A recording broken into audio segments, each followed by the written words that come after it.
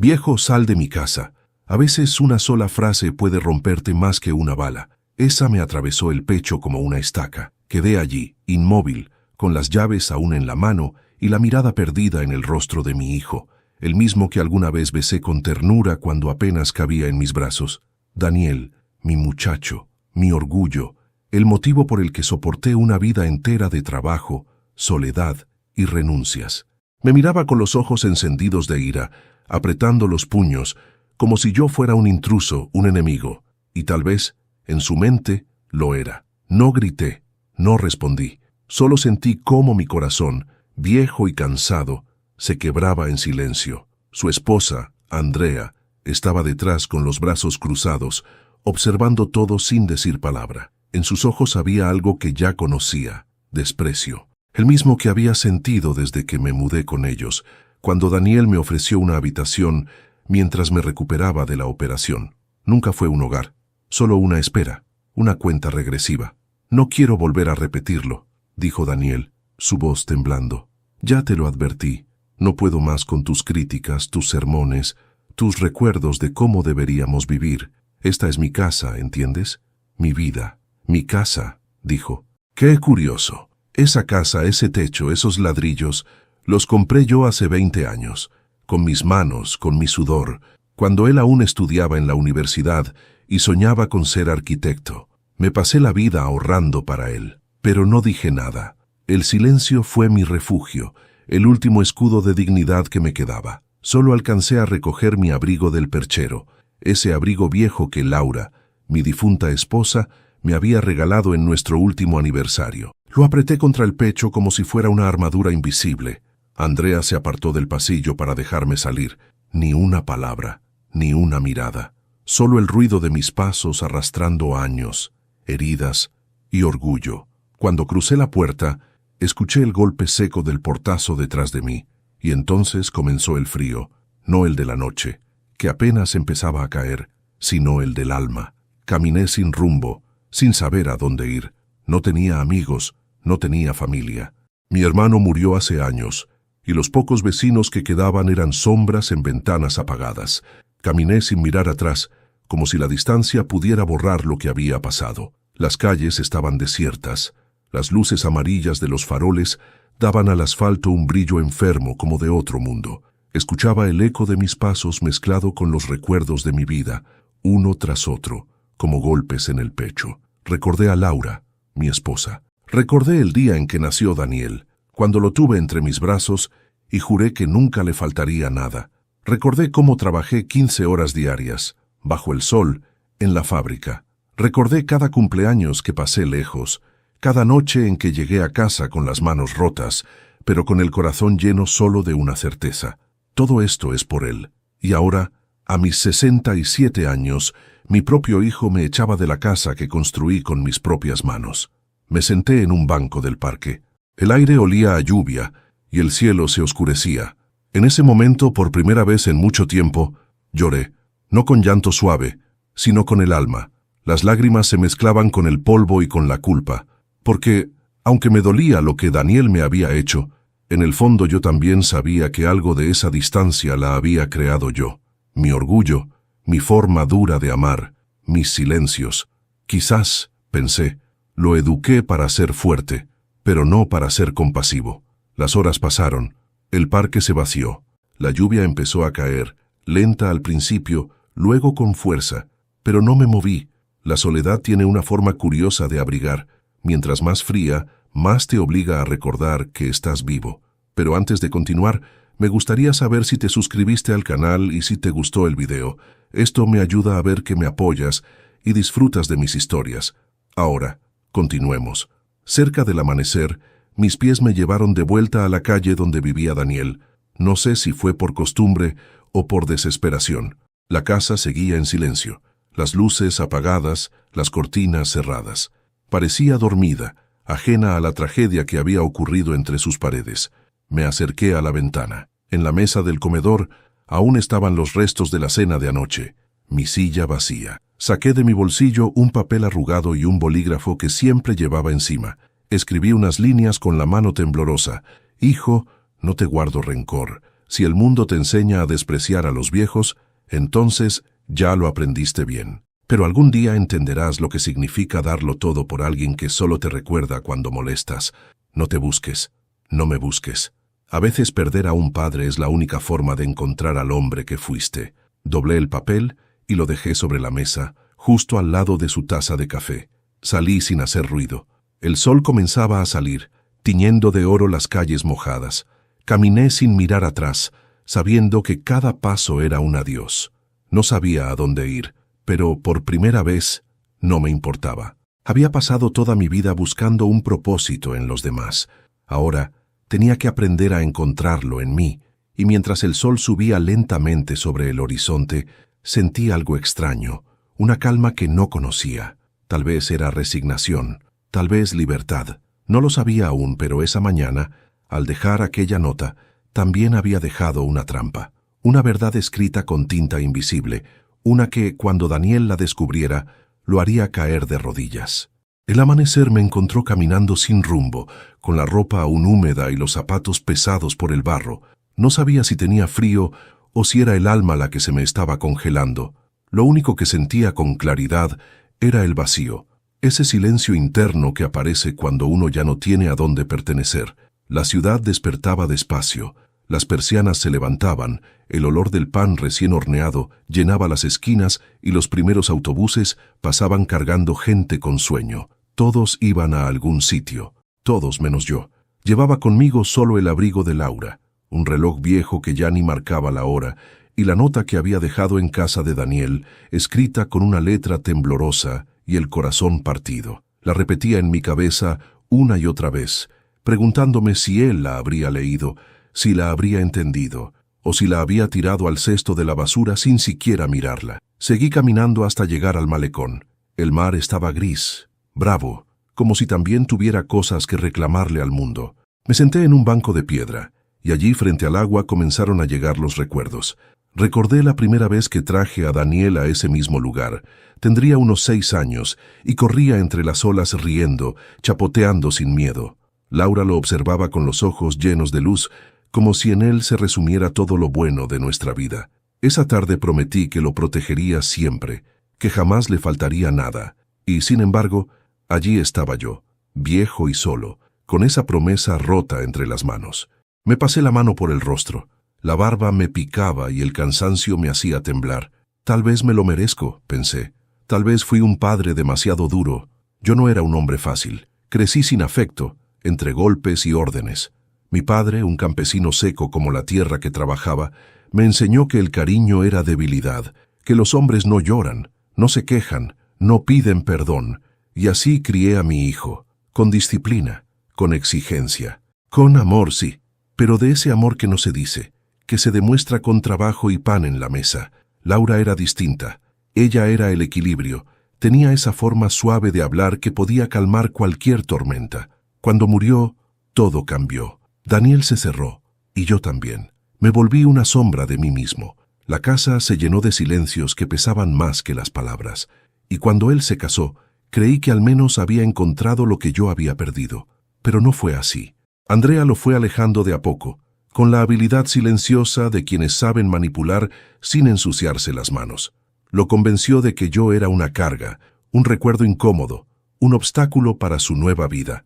A veces me pregunto si realmente fue culpa suya, o si yo mismo le di razones para creerlo. El viento marino me golpeaba la cara, y cada ráfaga traía una imagen distinta.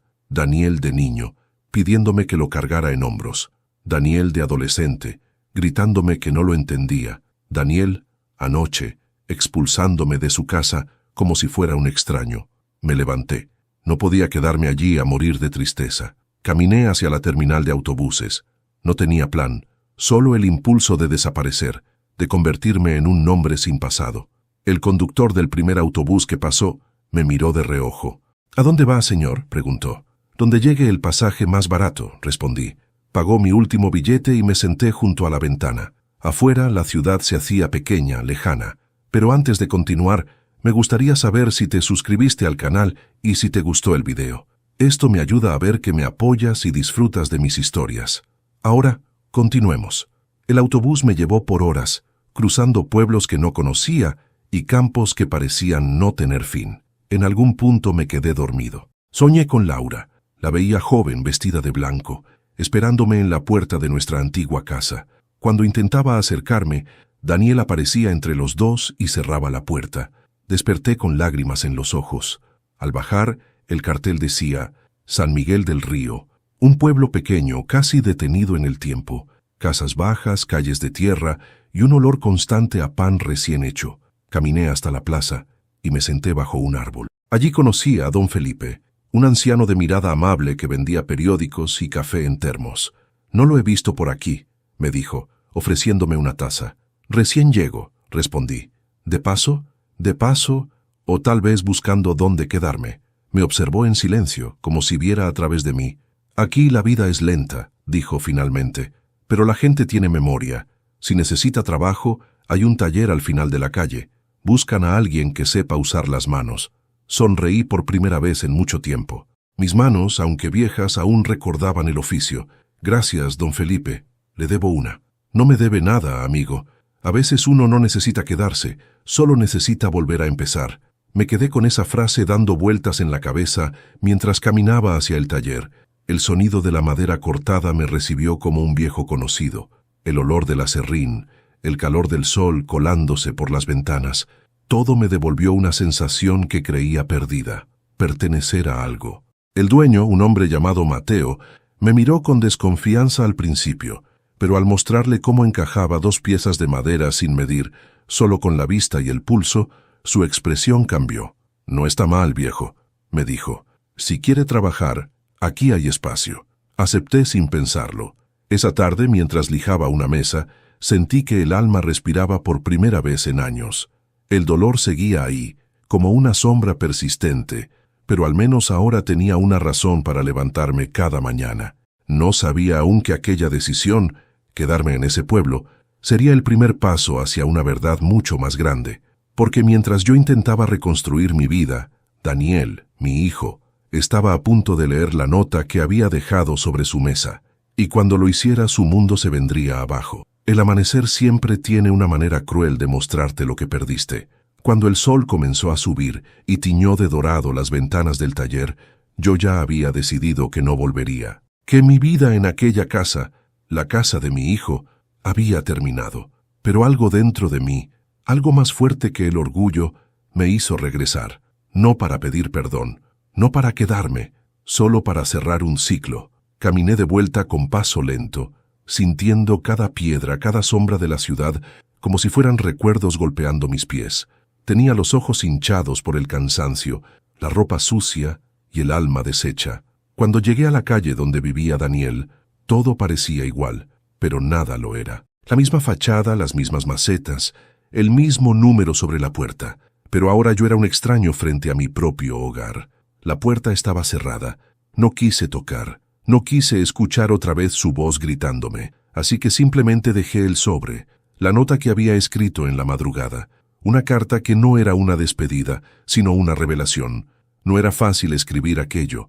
Cada palabra me costó años de silencio, cada línea era una herida abierta, pero merecía saberlo. Merecía saber que su vida entera había sido construida sobre una mentira.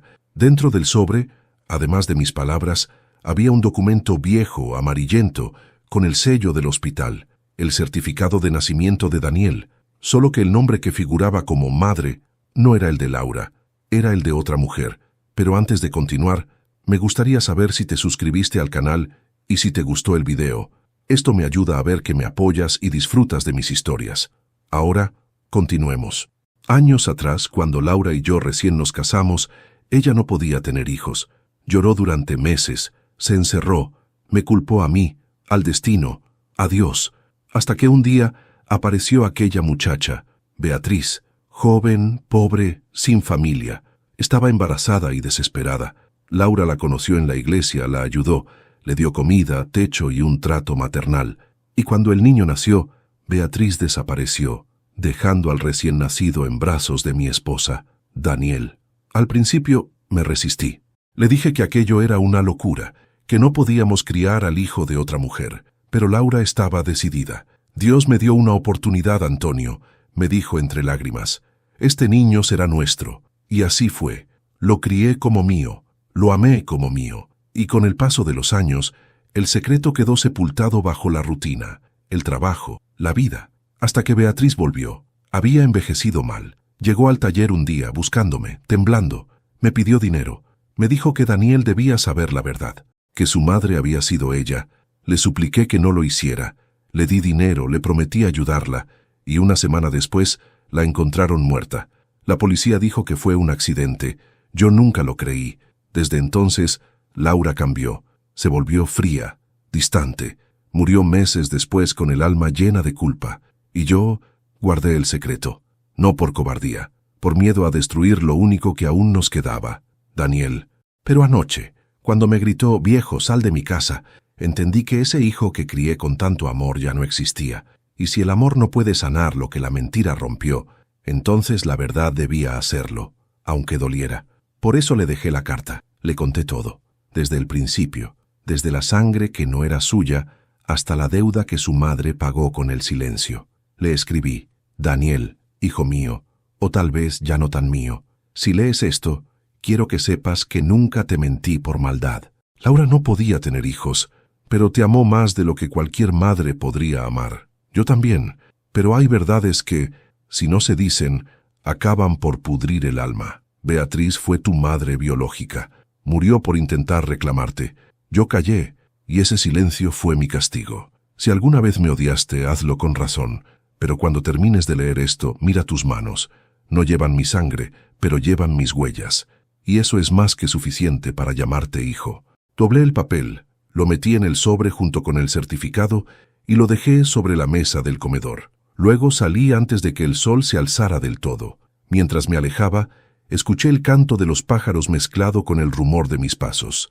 No sabía si Daniel encontraría la nota ese mismo día, si la leería de inmediato o si la ignoraría por semanas, pero sabía que, cuando lo hiciera, nada volvería a ser igual. Seguí caminando hacia la carretera. El aire fresco del amanecer me acariciaba el rostro y por primera vez en mucho tiempo sentí algo parecido a paz.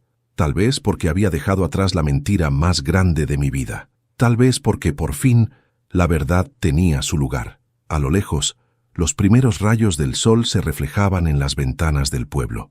Pensé en Laura, en Beatriz, en Daniel, y supe que el pasado no se entierra con silencio, sino con verdad.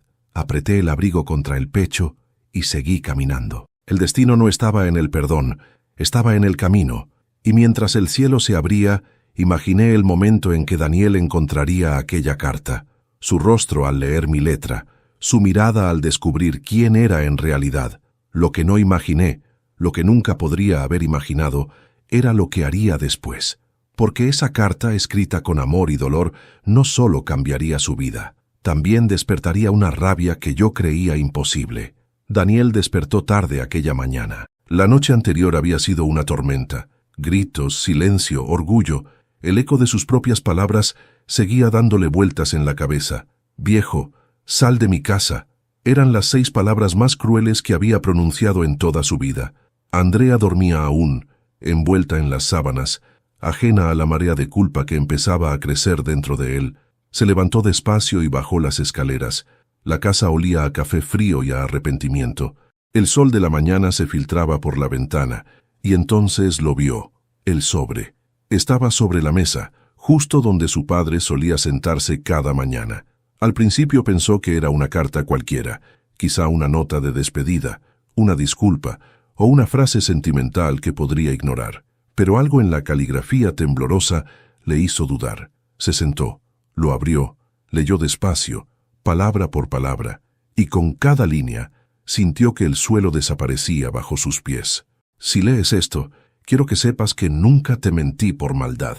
El aire se le escapó del pecho. La carta hablaba de una verdad imposible, una historia que le helaba la sangre. Beatriz, su madre biológica, un nombre que jamás había escuchado, una mentira que había vivido durante 35 años.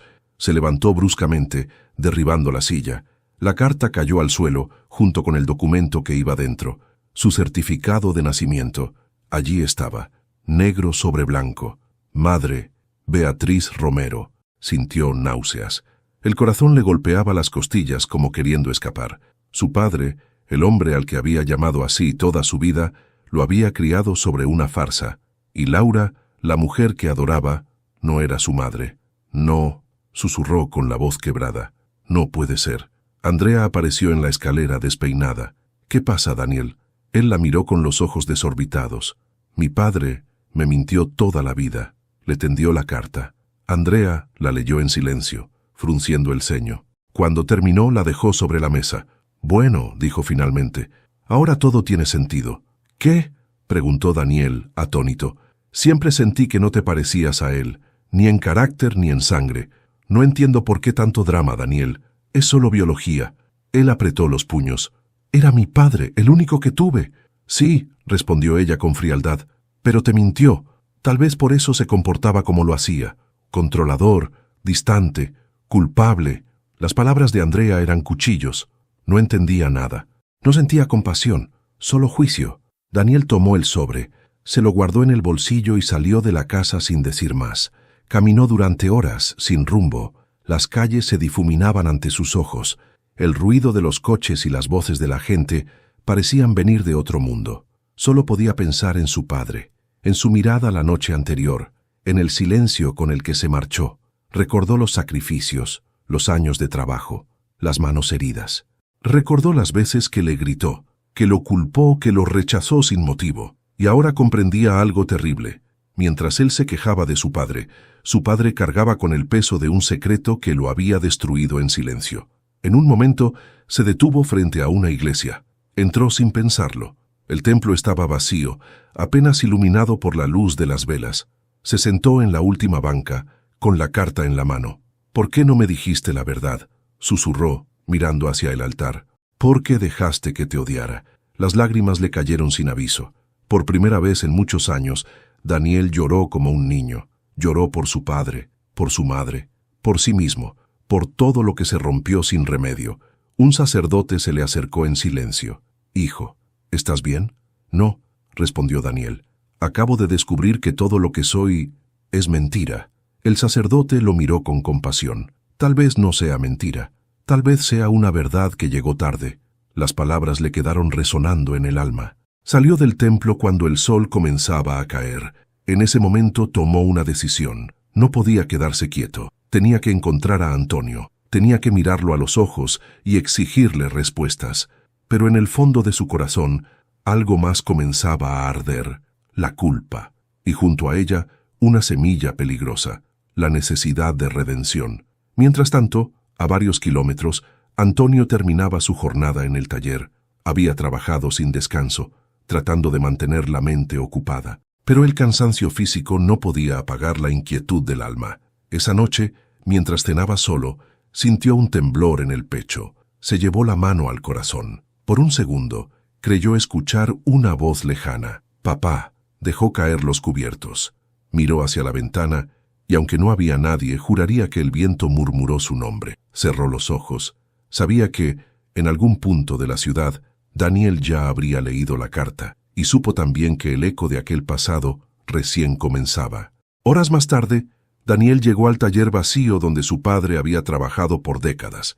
Las paredes olían a acerrín y memoria. Sobre una mesa encontró un cuaderno lleno de bocetos de muebles, notas y una foto vieja: Antonio sosteniendo a un bebé en brazos. En el reverso, una frase escrita a mano: «El amor no se hereda, se construye». Daniel apretó la foto contra el pecho y susurró: «Perdóname, papá». Pero el perdón ya no era suficiente. Ahora tenía que encontrarlo. Y cuando lo hiciera, no solo le pediría perdón, también descubriría una verdad aún más devastadora: que su madre biológica no estaba muerta. El viaje comenzó al amanecer, cuando Daniel salió de la ciudad con una mochila en la espalda y el rostro marcado por la culpa. No sabía exactamente hacia dónde ir, pero su corazón le decía que su padre no se había ido lejos. Antonio nunca fue un hombre que huyera del todo. Solo se apartaba hasta que el silencio doliera menos. Condujo durante horas, siguiendo las viejas carreteras que solían recorrer juntos cuando él era niño. En cada curva le parecía oír la voz de su padre contándole historias, hablándole de trabajo, de esfuerzo, de dignidad. Aquellos recuerdos que durante años había despreciado, ahora eran su único consuelo. Cuando el tanque de gasolina marcó reserva, llegó a un pequeño pueblo costero llamado San Miguel del Río. Era un lugar detenido en el tiempo, calles empedradas, fachadas descascaradas y ese olor a madera húmeda que recordaba a la infancia. Preguntó por Antonio en las tiendas, en la plaza, en la iglesia. Nadie parecía conocerlo, hasta que un anciano con sombrero que vendía café frente al kiosco le dijo: ¿El hombre del taller? Sí, claro que sí. Vive en la calle del Molino, detrás de la carpintería de Mateo. El corazón de Daniel se aceleró. Pidió un vaso de café, le dio las gracias al viejo y caminó hacia allá. A medida que se acercaba, el sonido de la sierra eléctrica y el aroma del aserrín llenaron el aire, y allí, en el umbral del taller, lo vio. Antonio estaba de espaldas, trabajando sobre una mesa. Tenía la camisa arremangada, el cabello canoso despeinado y las manos cubiertas de polvo. A cada golpe de martillo, Daniel sentía que se le partía el alma. Por un momento pensó en entrar y abrazarlo, pero algo, orgullo, miedo o tal vez vergüenza, lo detuvo. Así que esperó a que Antonio levantara la vista. Cuando sus ojos se encontraron, el tiempo pareció detenerse. El padre dejó la herramienta y se limpió las manos en silencio. «Sabía que vendrías», dijo con calma. «Leí la carta», respondió Daniel conteniendo el llanto. Hubo un silencio largo, denso. El viento movía las cortinas del taller y el polvo brillaba bajo la luz como si flotaran recuerdos en el aire. «¿Por qué nunca me dijiste la verdad?», preguntó Daniel al fin. Antonio suspiró. «Porque eras mi hijo, Daniel. No necesitaba más verdad que esa». Daniel dio un paso adelante. «Pero me mentiste. Me hiciste vivir engañado». «Sí», admitió Antonio. «Te mentí. Pero dime, ¿hubieras preferido crecer sabiendo que tu madre te abandonó y murió sola en la calle?» «No lo sé», respondió Daniel, bajando la mirada. «Pero tenía derecho a saberlo». El silencio volvió. Solo se oía el crujir de la madera. Antonio se acercó despacio. «No te culpo por odiarme», dijo, «pero no todo lo que crees saber es cierto». Daniel lo miró confundido. «¿Qué quieres decir?» Antonio se pasó una mano por la cara, cansado. «Beatriz no murió como dijeron». El corazón de Daniel se detuvo por un instante. ¿Qué estás diciendo?» «Sí», dijo Antonio, con la voz apenas audible. «Beatriz desapareció, pero no murió. La última vez que supe de ella fue hace más de 30 años. Me mandó una carta pidiendo verte, pero Laura la rompió antes de que yo pudiera responderle». Daniel se tambaleó. «¿Y nunca la buscaste?» «La busqué durante años», dijo Antonio, «pero ya era tarde. No quedaba rastro de ella». Daniel apretó los puños. «Entonces todo fue por culpa de Laura». «No, hijo», lo interrumpió Antonio con voz firme. «No culpes a tu madre. Laura te amó más que a su propia vida. Te dio lo que Beatriz no pudo, un hogar, una infancia». El joven bajó la cabeza. «Y yo te grité, te eché de tu casa». «Esa casa también era tuya», sonrió Antonio con amargura. «Me alegra saber que al menos la cuidaste». Daniel rompió a llorar. Antonio lo abrazó con fuerza, y en ese abrazo se disolvieron años de distancia, de resentimiento y orgullo. Fue un abrazo de dos hombres rotos, tratando de reconstruir lo poco que quedaba. «Perdóname, papá», susurró Daniel. «Ya estás perdonado, hijo», respondió Antonio, acariciándole la cabeza. «El pasado no se borra, pero se puede reparar». Se quedaron así un buen rato en silencio, hasta que Antonio, con voz cansada, dijo: «Hay algo más que tienes que saber». Daniel lo miró, temiendo la respuesta. «¿Qué cosa?» «Tu madre biológica no fue la única que mintió. Yo también oculté algo más». Daniel sintió un nudo en el estómago. «¿Qué cosa, papá?» Antonio lo miró con los ojos húmedos. «Beatriz no solo te dio la vida, también me salvó de la ruina».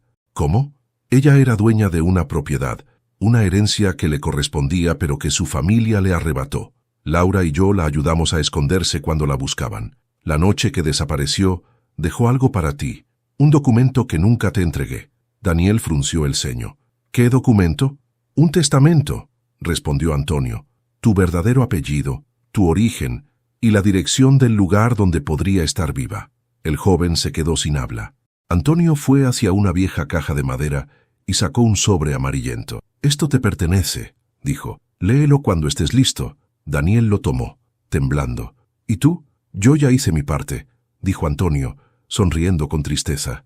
«La verdad ahora es tuya. Antes de continuar, dime aquí en los comentarios qué te está pareciendo esta historia hasta ahora ¿Y qué harías tú en su lugar? No te vayas del video, porque lo que viene a continuación te pondrá la piel de gallina. Esa noche, Daniel no pudo dormir. Se sentó frente al mar con el sobre en las manos, mirando las olas romper contra las rocas. Sabía que, al abrirlo, no solo descubriría la historia de su madre, sino también un secreto que podía destruir lo poco que quedaba de su familia. Y en algún lugar del viento, Antonio escuchó una voz que parecía venir del pasado, la voz de Laura, susurrándole: «Ahora sí, querido, todo saldrá a la luz». Aquella noche fue larga, densa, cargada de recuerdos. El viento soplaba contra las ventanas del pequeño cuarto donde me hospedaba en San Miguel del Río, y cada golpe del aire parecía arrastrar voces del pasado. Me senté junto al fuego, con una taza de té entre las manos, tratando de calentar lo que ya no podía repararse, el alma. Daniel dormía en la habitación contigua después de pasar horas mirando el sobre amarillento sin atreverse a abrirlo. Yo lo había visto dudar, lo había escuchado llorar en silencio, y aunque quise entrar y abrazarlo, me contuve. A veces los hijos necesitan llorar sin testigos. El fuego chispeaba. Cerré los ojos. Pensé en Beatriz. La última vez que la vi fue una tarde de lluvia, hace más de 30 años. Llegó al taller empapada, con la mirada perdida y un bebé envuelto en una manta. Ese bebé era Daniel. Me rogó que lo cuidara, que Laura y yo le diéramos un hogar. No supe qué decir, solo asentí. Y al día siguiente, desapareció. Durante años creí que había muerto, pero en el fondo, una parte de mí siempre sospechó que seguía viva, que en algún lugar aquella mujer esperaba el momento de volver. Al amanecer, Daniel apareció en la puerta con el sobre en la mano. Tenía el rostro demacrado, las ojeras profundas, pero sus ojos brillaban con una decisión que no le conocía. «Lo abrí», dijo con voz temblorosa. Me incorporé despacio. «¿Y qué decía?» Me extendió los papeles. Eran 3 hojas escritas a máquina, fechadas en 1989. En la parte superior se leía: «Última voluntad de Beatriz Romero». Comencé a leer. A medida que mis ojos recorrían las líneas, el corazón se me encogía. Si esta carta llega a manos de mi hijo, es porque logré sobrevivir lo suficiente para escribirla. No huyo por miedo, sino por amor. Tu padre no lo entendería, pero lo hice para salvarlo. Hubo personas que nos traicionaron, Antonio, personas cercanas. Mi hijo tiene derecho a saber la verdad, pero no ahora. Cuando crezca, cuando tenga edad para comprender, dile que su sangre no es una vergüenza, sino una promesa. Lo que me arrebataron algún día volverá a ser suyo. Daniel levantó la vista. ¿Qué quiso decir con personas cercanas? Guardé silencio. Sabía exactamente a quién se refería. A mi hermano Francisco. Francisco había sido siempre la sombra detrás de mis fracasos. Un hombre ambicioso, sin escrúpulos, que trabajaba en los registros notariales del gobierno. Fue él quien ayudó a falsificar los documentos de adopción de Daniel y quien, años después, presionó a Beatriz para que desapareciera. Yo lo supe, pero nunca pude probarlo. Beatriz confiaba en mí, le dije a Daniel con voz apagada. Pero Francisco la traicionó. Le quitó una herencia que le correspondía, una propiedad que valía una fortuna. ¿Y por qué?, preguntó él furioso. ¿Por dinero? Por poder, respondí. Siempre quiso tenerlo todo. Daniel apretó los dientes. Entonces, él también sabía quién soy. Sí, asentí. Y si supo que has leído esa carta, no tardará en aparecer. El silencio cayó sobre nosotros como una manta fría.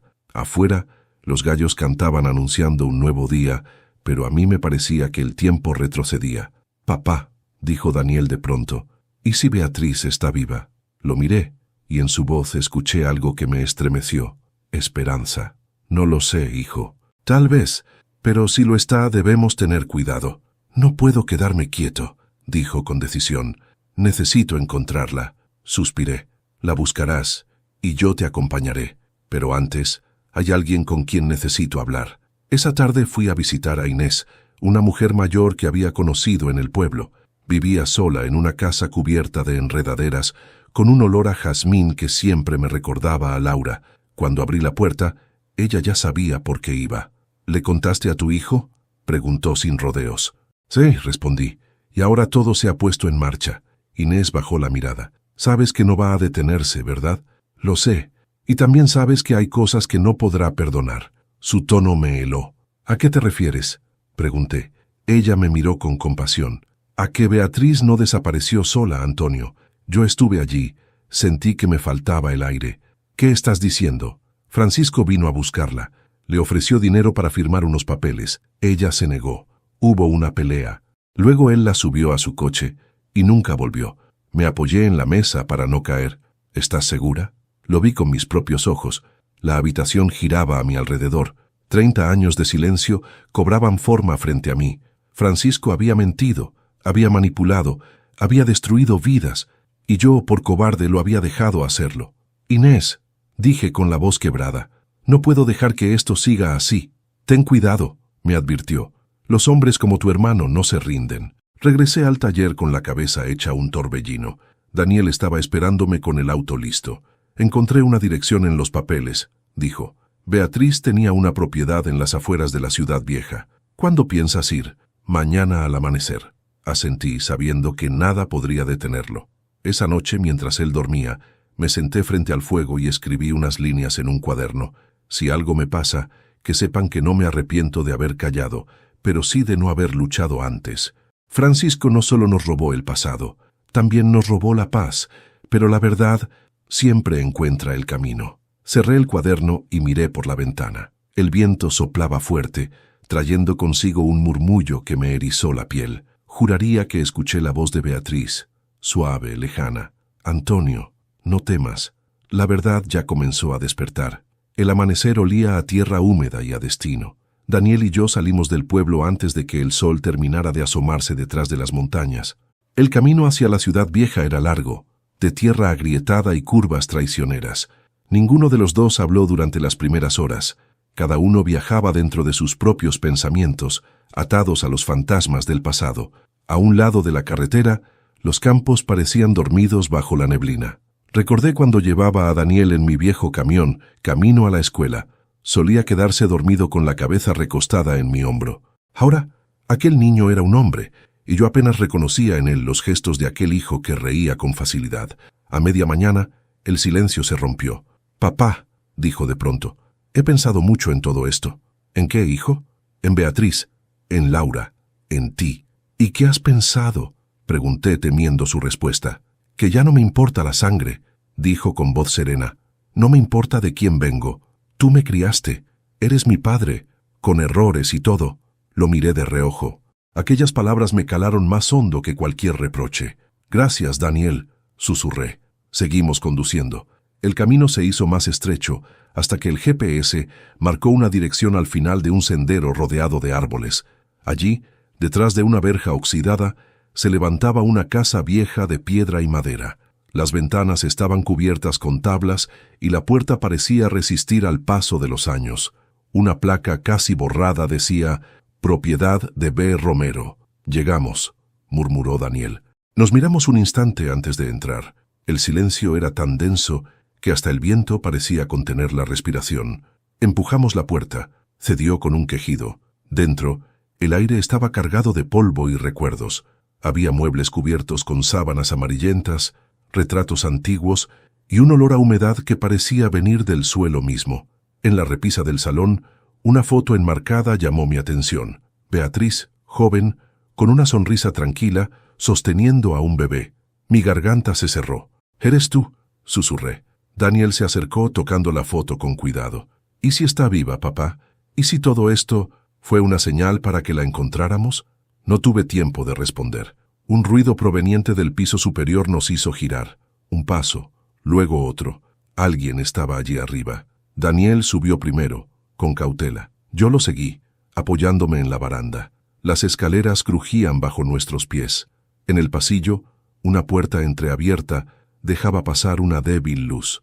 Daniel la empujó despacio. Adentro, sentada en un sillón cubierto de polvo, había una mujer de cabello gris y rostro delgado. Leía un viejo libro, y al vernos, no se sobresaltó. Solo levantó la vista, con serenidad. «Tardaron en venir», dijo. Daniel se quedó helado. «¿Beatriz?», susurró. Ella asintió. «Sí, hijo». El tiempo pareció detenerse. Yo di un paso adelante. «No puede ser». «Sí puede, Antonio», respondió con una sonrisa triste.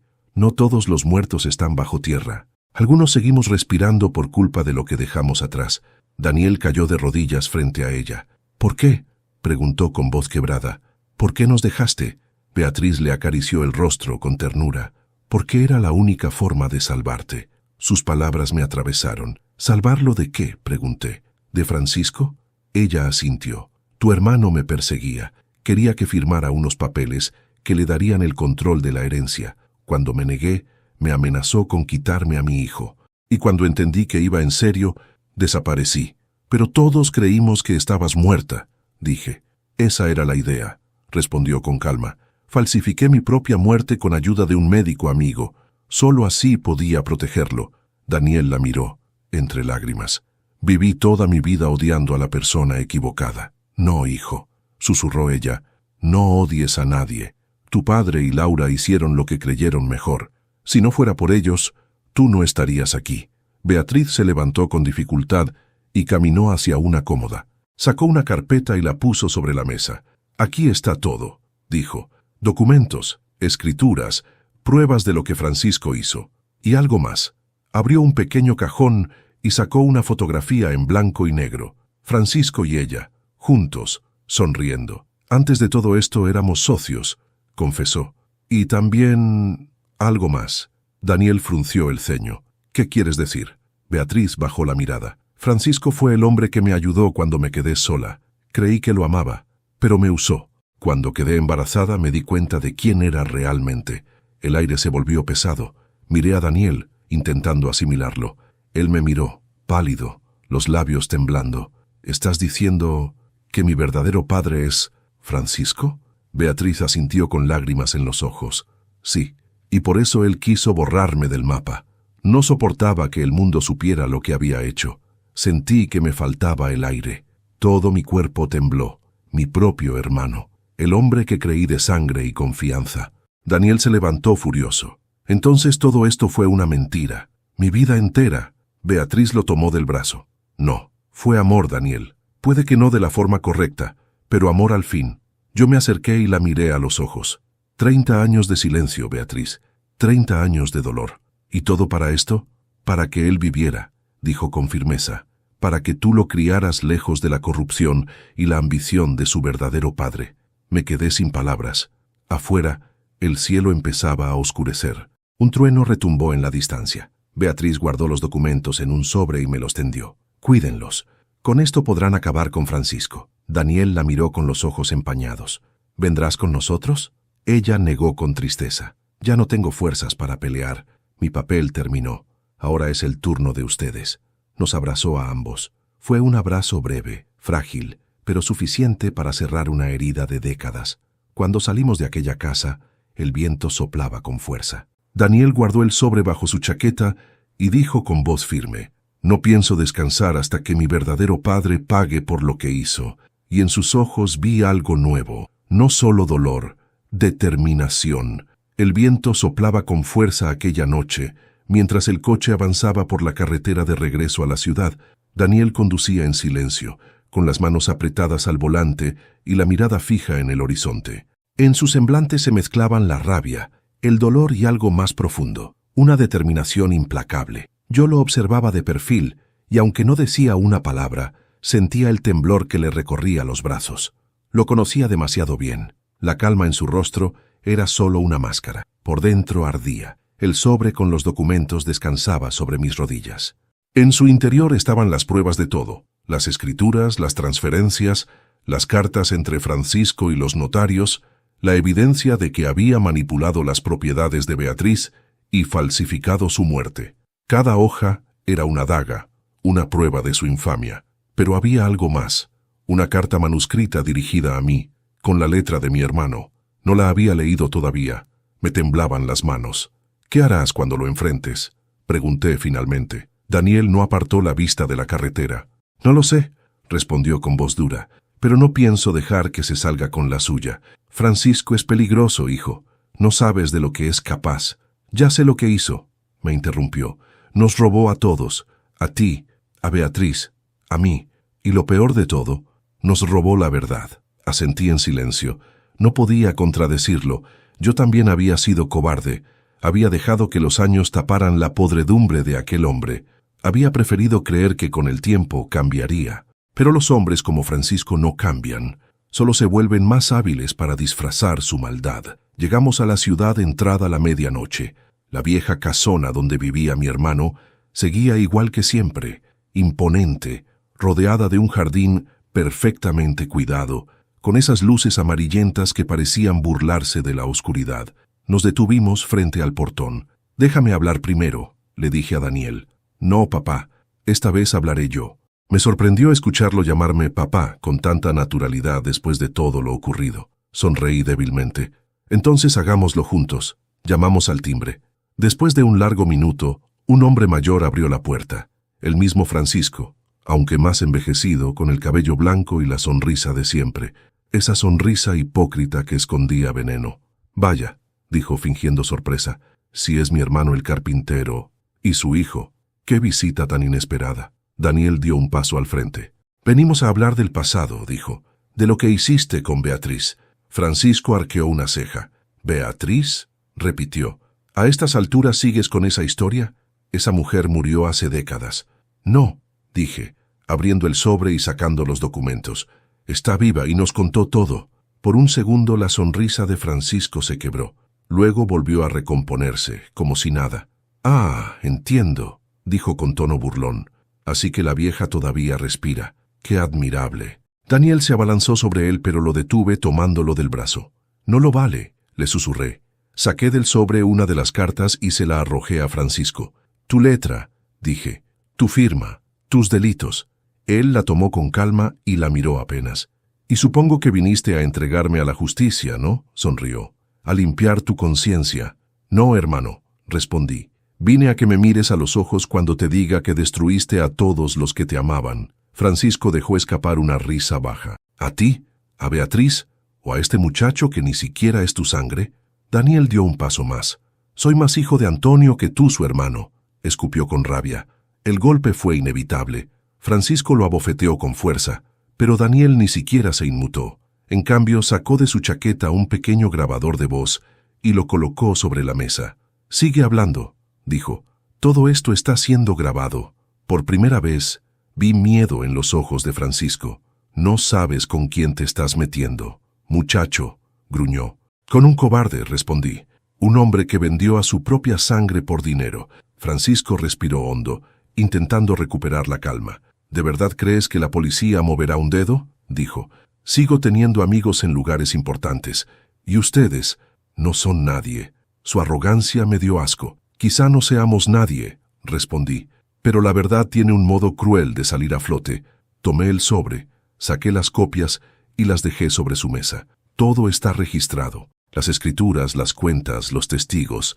Mañana saldrán a la luz». Él me miró con una sonrisa helada. «Eres más ingenuo de lo que pensaba, Antonio. Y tú más miserable de lo que recordaba». Salimos de aquella casa sin mirar atrás. La lluvia comenzaba a caer, fina, insistente. Caminamos en silencio hasta el coche.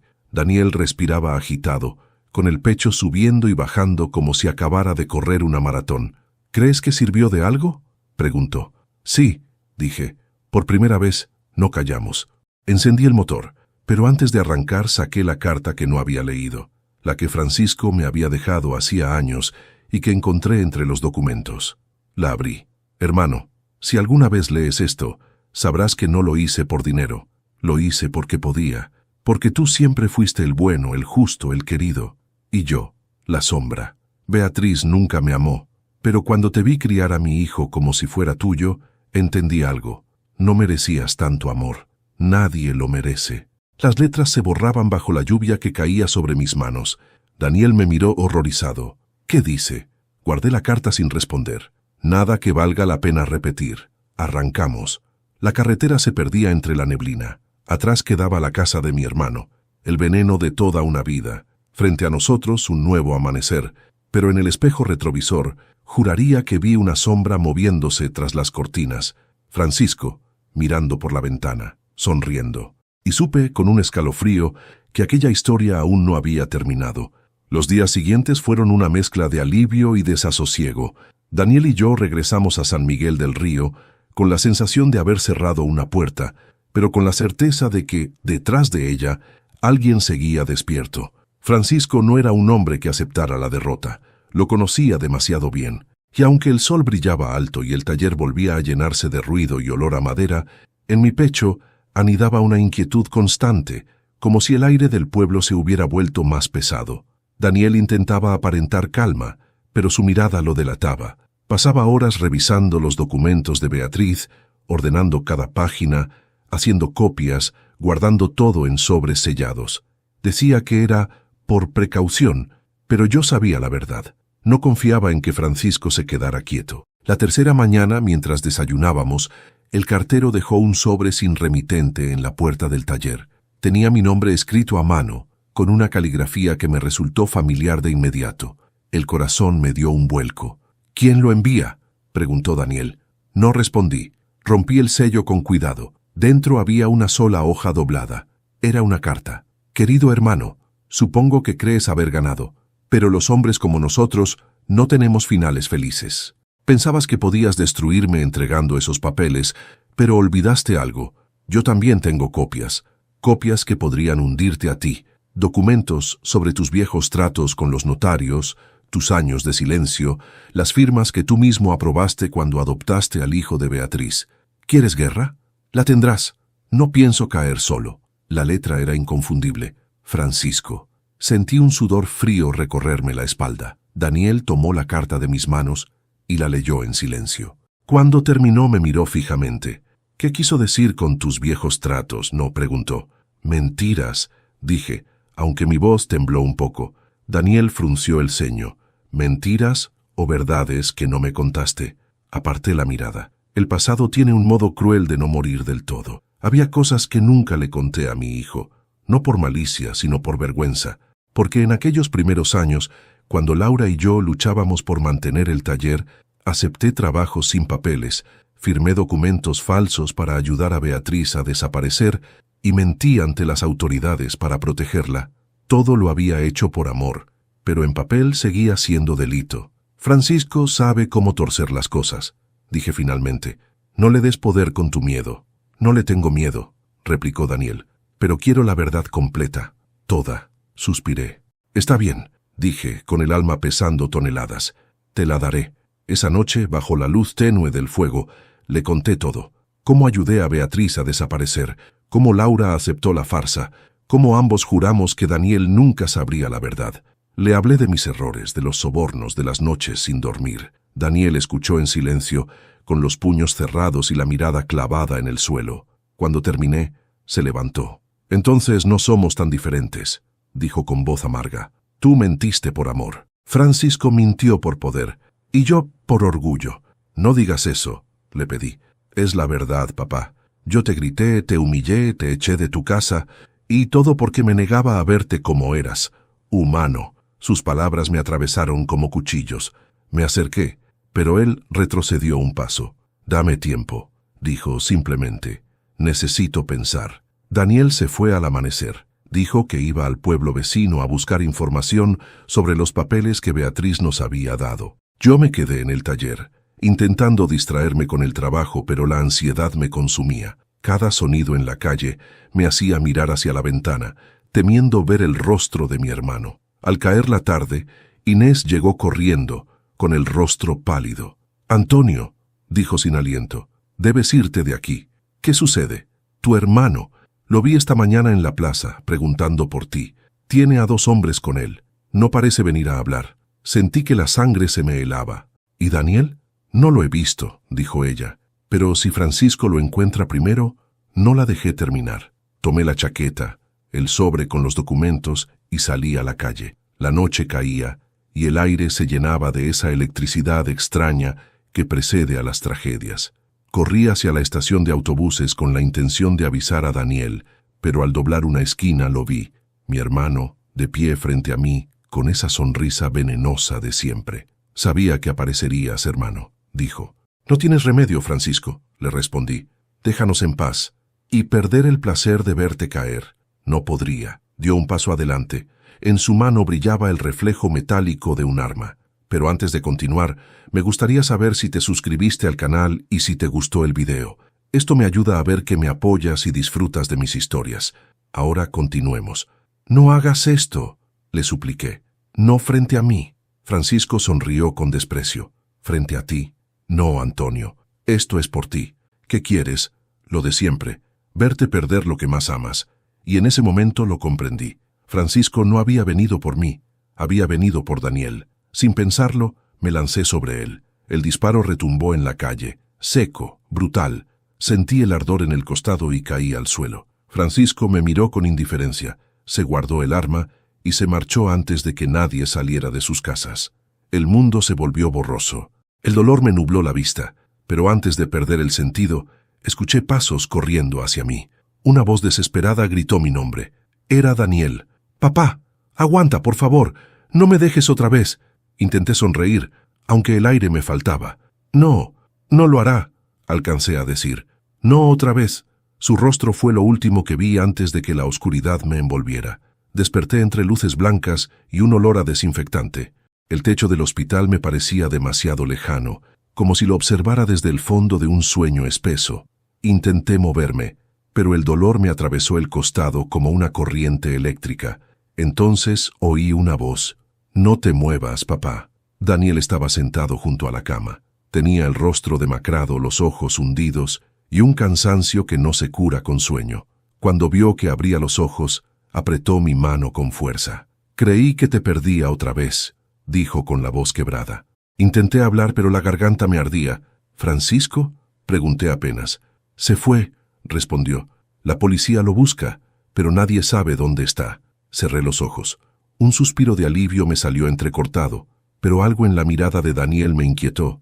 Había en ella una sombra distinta, algo más que preocupación, algo parecido al odio.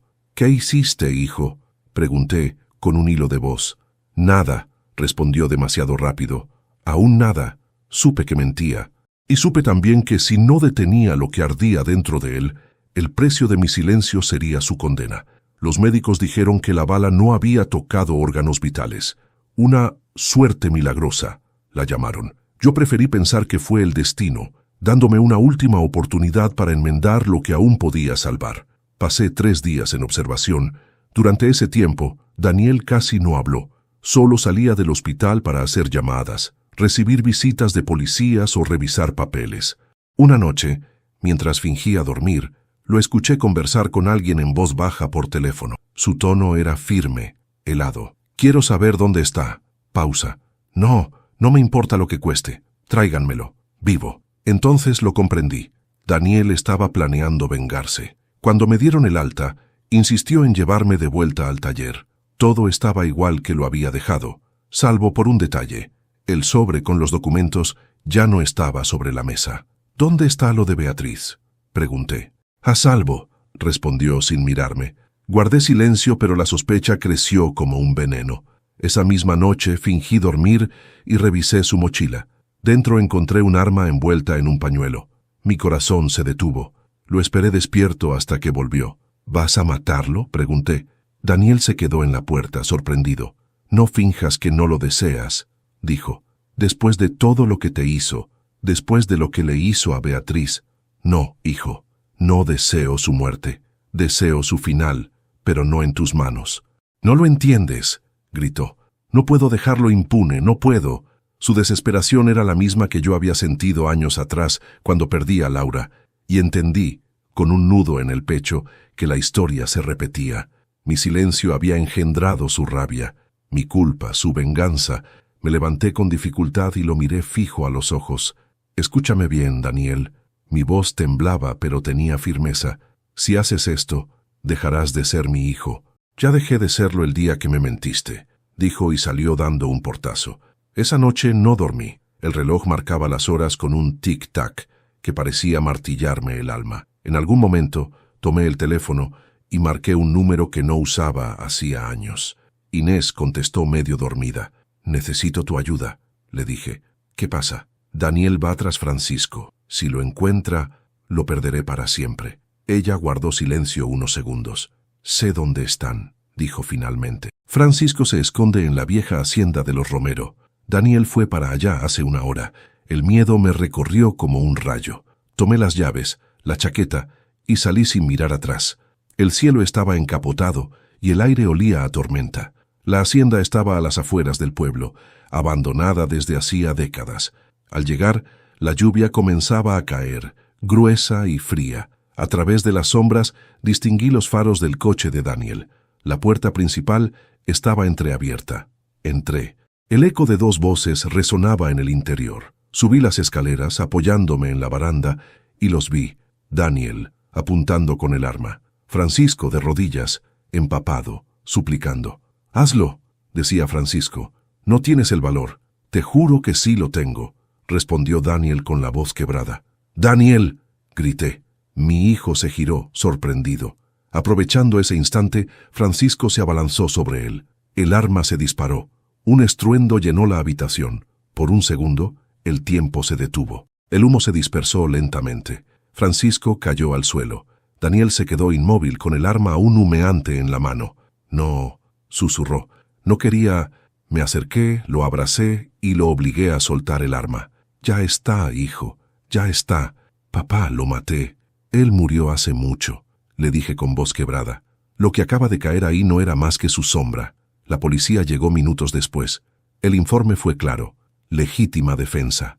Nadie volvió a mencionar el nombre de Francisco. Pero algo en Daniel se quebró esa noche. En los días siguientes hablaba poco, comía poco y se perdía en largos silencios. Una tarde me dejó una carta sobre la mesa. «Papá, no puedo seguir aquí. Me duele mirarte y recordar lo que hice. Necesito encontrar algo que me devuelva la paz. Te prometo que volveré, pero primero debo perdonarme. Te amo». Y así, una vez más, lo vi alejarse. Pero esta vez no sentí rabia ni miedo, solo esperanza. Semanas después, recibí un sobre sin remitente. Dentro había una foto. Daniel en algún lugar del sur, trabajando con pescadores, sonriendo. Detrás, una frase escrita a mano. «El mar me enseñó que el perdón también puede flotar». Sonreí. El viento soplaba fuerte, y por primera vez en mucho tiempo, supe que el ciclo había terminado. Pasaron 6 meses desde la última vez que vi a Daniel.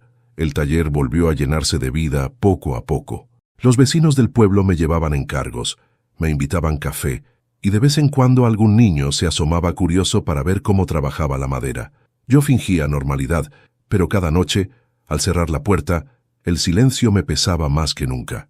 El mar estaba a solo unas cuadras, y a veces caminaba hasta allí al anochecer.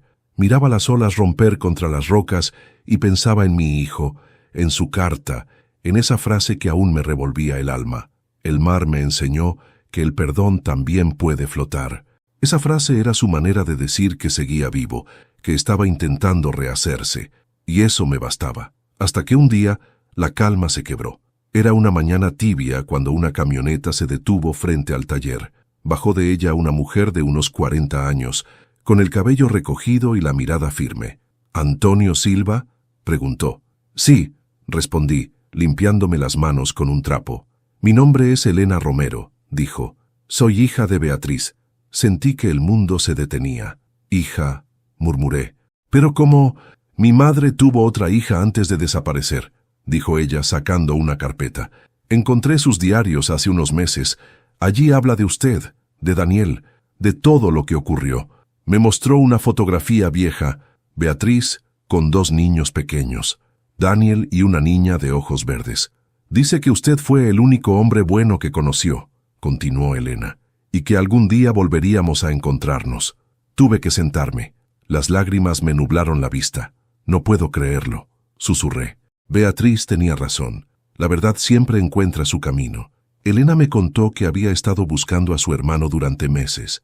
Sabía que Daniel estaba vivo, que había ido al sur, pero no lograba dar con él. «Me dijeron que usted recibe cartas de vez en cuando», dijo con una sonrisa tímida. «¿Es cierto?» «Sí», respondí. «La última llegó hace un mes. Está en algún pueblo pesquero, ayudando a reconstruir botes». «¿Podría darme la dirección?», preguntó. «Necesito verlo. No quiero que viva sin saber que tiene una hermana». Asentí sin pensarlo. Anoté el nombre del pueblo, Puerto Azul, y se lo entregué. Antes de irse, Elena me abrazó. «Gracias por haberlo criado, Antonio», dijo. «Gracias por no rendirse». La vi alejarse por la carretera con el viento levantando su cabello, y algo en mi pecho me dijo que, por fin, La historia estaba cerrando su círculo. 2 semanas después recibí una carta. El remitente era el mismo, Daniel, pero dentro no había solo palabras, sino también una fotografía. En la imagen aparecía él, de pie frente al mar, con una mujer a su lado, Elena. Ambos sonreían y en el reverso alguien había escrito: «Nos encontramos, papá». Ella me contó todo. Mamá tenía razón. La sangre puede dividir, pero el amor une. Te esperamos en Puerto Azul. Quiero que veas con tus propios ojos lo que aún puede sanar. Leí la carta una y otra vez. El corazón me latía con fuerza, como si quisiera salir de mi pecho. Comprendí que la vida me estaba ofreciendo un último regalo: ver a mi hijo libre, reconciliado, en paz. Esa misma tarde preparé una pequeña maleta, cerré el taller y escribí un cartel que colgué en la puerta: cerrado por viaje.